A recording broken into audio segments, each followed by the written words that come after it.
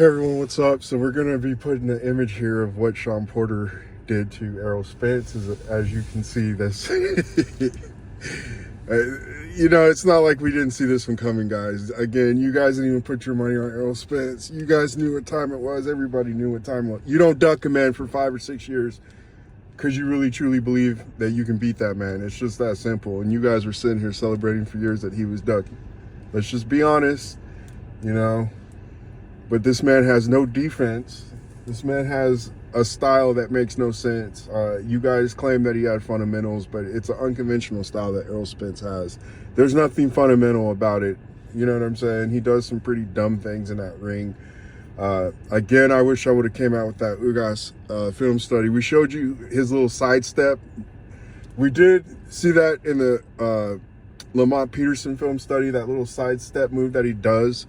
You'll see early in the Terrence Crawford fight, he tried that, and he was running into the jabs, and it eventually became a hook later on in the fight where Crawford knocked him down the third time. But it's like this dumb sidestep, and he does it in all his fights. Like, he drops both of his hands, and he thinks he's moving so fast. As far as the shots to the back of the head, we covered that in film study too, when we were showing you the Shawn Porter fight, how this dude dips low. He's doing it versus Ugas as well. And we just told you that Crawford is more than capable of landing that shot. In fact, you look at some past fights, it either lands, at the ear and sometimes behind the head when people try to do that things. I mean, we told you all this was going to happen. As far as that being the reason why Errol Spence lost, no. Listen, you just have bad habits, man. We told you this guy makes mistake after mistake after mistake. It's not a fundamental conventional style.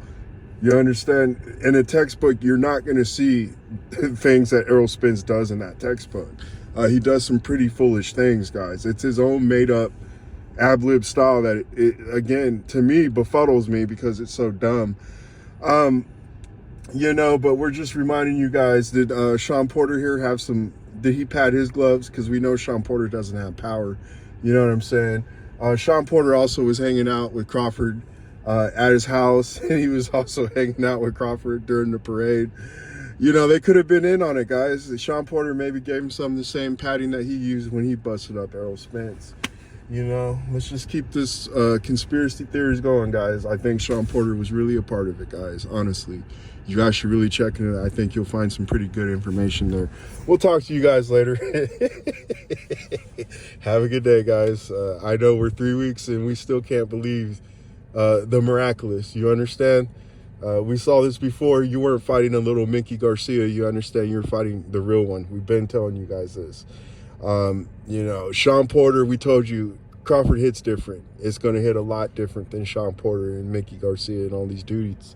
He's been fighting guys like Ugas that only have 12 knockouts and almost got knocked out by Abel Ramos. You know what I'm saying? Already had 4 losses.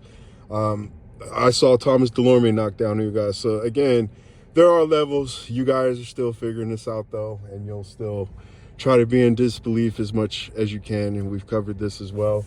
But again, I'm being serious here. You really need to check in to see if Shawn Porter was padding his gloves, because when did you ever see Errol Spence's face busted up like that, guys? Really? Look how plump his head is. Look at all those shots that he was taking to his face in that fight, too. I don't think he was right. I think he was drugged in that fight, too, guys. I'm just saying, Shawn Porter landed at about, well, ConcuBox gave him credit for about 170 punches or something. Crawford, very similar, but during our fight commentary that's on Odyssey, we told you how they basically skewed and botched those punch stats. The first round, they only gave Crawford credit for 2 punches landed. He actually landed closer to 10 punches. They gave Spence credit for landing 5 punches in that first round. We knew they were going to help Errol Spence out any way, shape, or form they could, but we told you, no make-believe, no narrative. It's not going to magically make you jab better. It's not going to give you defense. It's not going to give you boxing IQ. It's not going to give you all this stuff that you guys were claiming Errol Spence has. Some of you even went as far as saying that Errol Spence is a great counterpuncher. Like, guys, you can't make this stuff up. Do I need to start putting you dudes on blast just to show you how dumb you are? But yeah, I'm throwing you a bone here, guys. I think Shawn Porter's gloves were loaded as well, guys. You guys need to really call Kenny and get to the bottom of this, dude. I'm being serious. you know, they were hanging out after the fight and everything else.